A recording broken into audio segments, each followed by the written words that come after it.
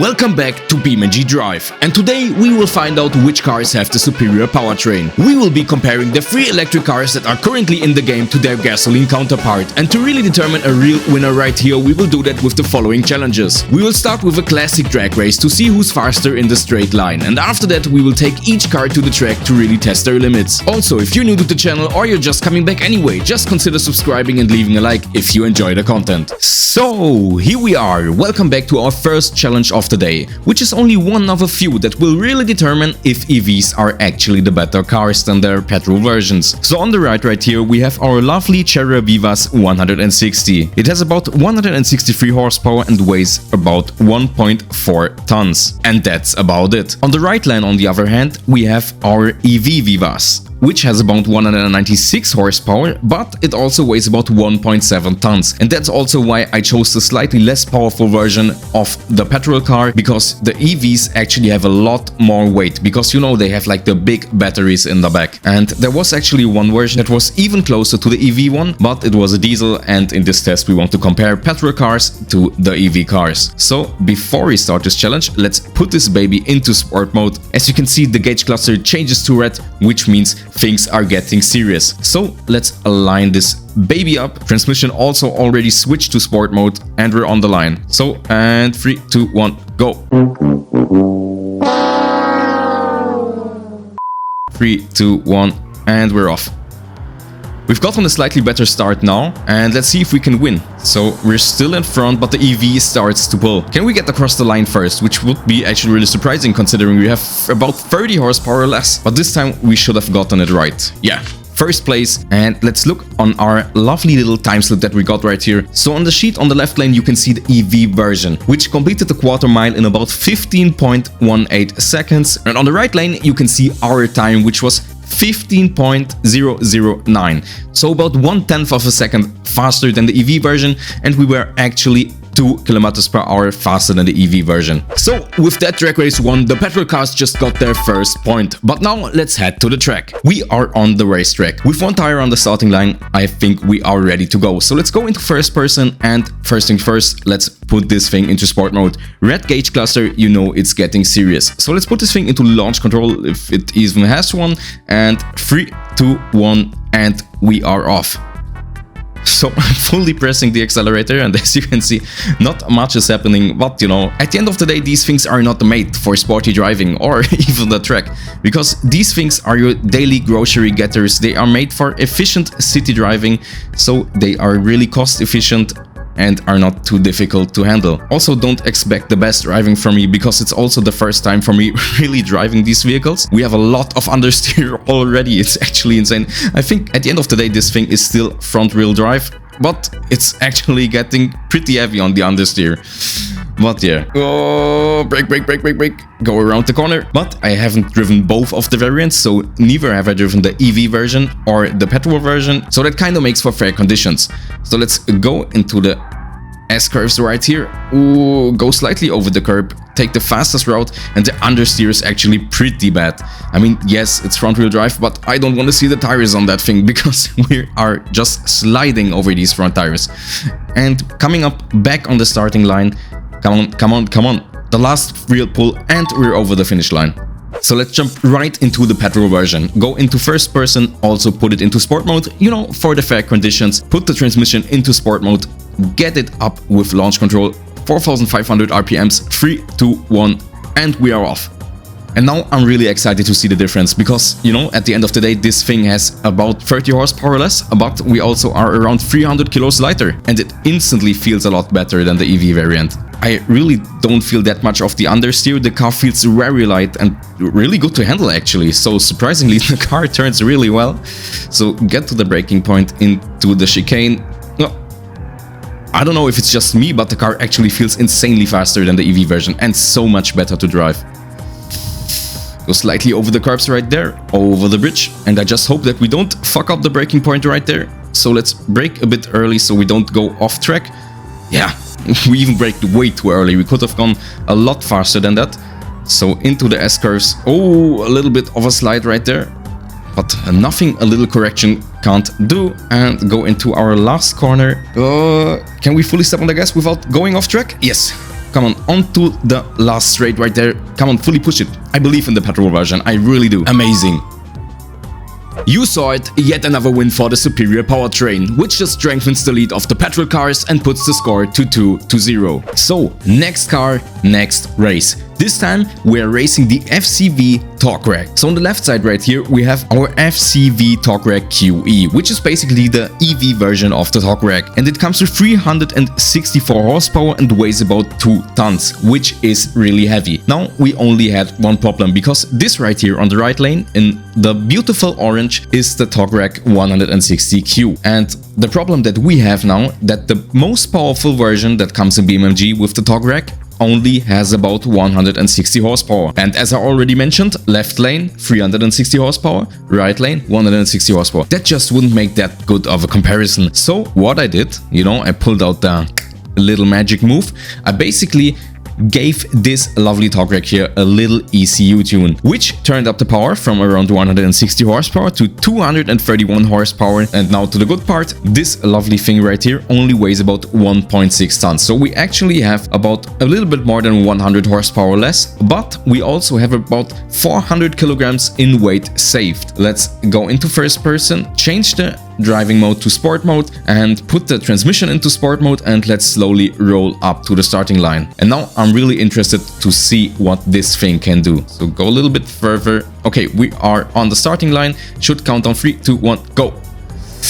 Okay, we have the start, we had the better launch, but I can already see that the EV is pulling, which is no surprise since it has about 130 horsepower more, and we basically lost. So let's look at the time slip right here. You can see the EV on the left lane with a time of 13.2 seconds. On the right lane, on the other hand, we have our car, the petrol version, which finished the quarter mile with a time of 13.4 seconds and a speed of almost 160 kilometers per hour. So we are about 10 kilometers per hour slower than the EV version and around 0.2 of a second slower than the EV version. After that sad loss, the EVs just got their first point, which changes the score to 2-1. But can the EV also prove its point on the track? So we're back at the starting line, and just as last time, we are going to start with the EV version. And let me tell you one thing, I have driven this car once before, and it doesn't just look awful, it also drives awful, but you're going to see more of that in a second. So let's go into first person, put this baby into sport mode and into launch control. 3,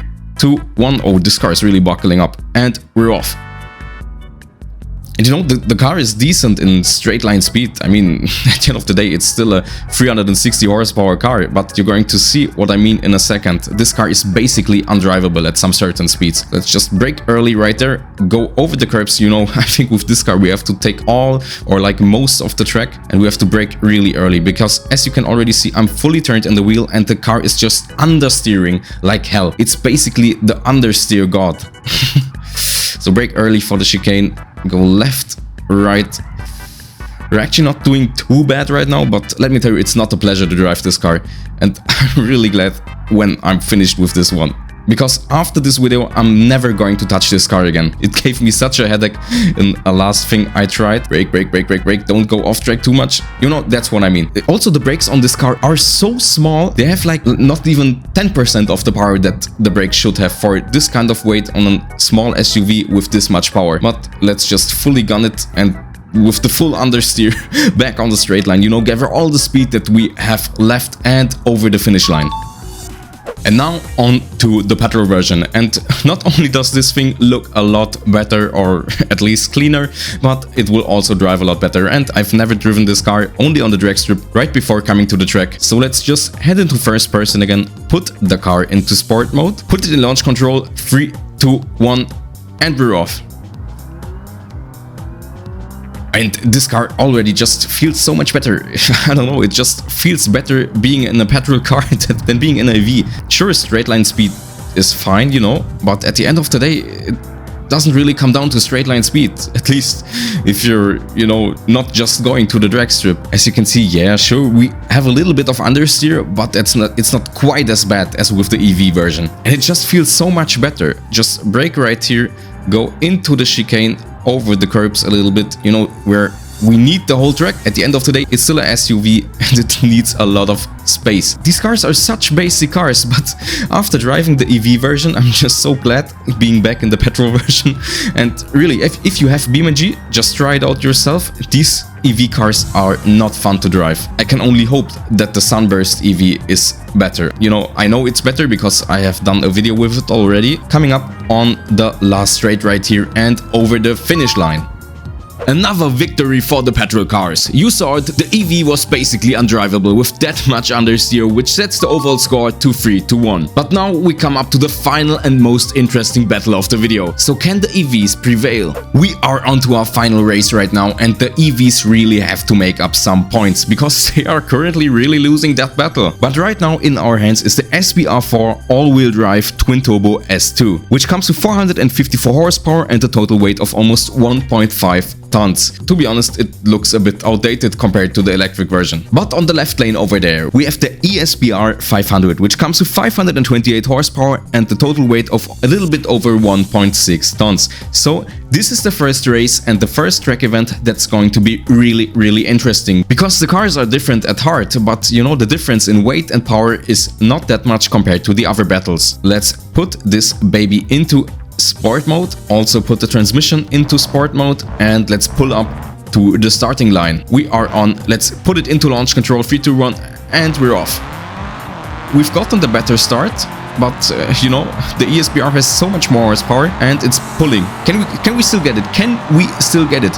Yes, we still won. We've managed to beat the EV in our last and final class. What? Why does it say that we've gotten second place? Let's look at the time slip. How is that possible? We crossed the line first, but on the time slip, on the left lane, so the EV version had a total time in the quarter mile of 10.498 seconds and came across the finish line with a speed of 208 kilometers per hour. But our SBR, on the other hand, had a total time of 10.561 seconds, which I don't really get because we crossed the line earlier, or I think I have to look at the replay one more time. So after looking at the replay, we can still clearly see that the SBR4 won. But when the game says that the EV won, we won't doubt that and we will just let it slide, which sets the overall score to 3-2. So let's head back to the track and see if the EVs can even things out or if the petrol cars can celebrate their victory. So as usual, we are starting with the EVs. And just by looking at the ESBR, you may understand what I was talking about, because the ESBR just looks so detailed and modern compared to the normal SBR. Do you get what I mean? Because the normal SBR just looks like it got released 10 years ago, and maybe it was like that, maybe it got developed like 10 years ago, but this may also change in a future update, so who knows. But what's really important right here is that the ESBR can really even things out now, because the EVs have gotten 2 points, even with that one questionable drag race win, and the normal petrol cars have 3 points. So if the ESBR now wins, we basically have a draw. So let's get into first person, put on sport mode, go into launch control, 3, 2, 1, and we're off again. It's just insane because you don't really feel the speed inside of the car. You just press on the gas and at the next second you are just way too fast for the next corner. And you also can't forget that this car is quite heavy for a sports car, so the understeer is quite bad. And now step on the brakes early, go over this curb, go slightly off track right here, but not too shabby, not too shabby. Won't make that much difference in the time later on. The understeer is really bad. We basically can't really get on the gas. So let's brake a bit early here. Oh, we've taken that corner like a full-on idiot. You know, we are at full steering angle. Do you see that? Go over the curb right here and right here into the S-curve. Last curve and be a bit gentle and onto the last final straight and over the finish line. Final challenge, final race of the day. But what really matters now is how the car handles around the track. So let's go into first person, put it into sport mode, put the gearbox into sport and go into launch control, and we're off. First time really driving the SBR, to be honest, especially this version, but it already feels a bit sportier than the ESBR. But you know, that could also just be an illusion, because the ESBR was really quick in the straight lines. You saw it. It was just sometimes also too quick to get it around the corners probably. But one thing, we don't have that much of weight in this car, so the understeer is not that bad. So we can brake a bit later, you know, take the corners a bit better. Ooh, going a bit sideways right there. Don't brake too late. Oh, I really hope that the petrol cars win this. Oh, we've gotten a little more sideways right there. Go into the brakes a bit early. Oh, that was maybe a bit too late. But we've done the same mistake with the ESBR, so I think we should just let that slide.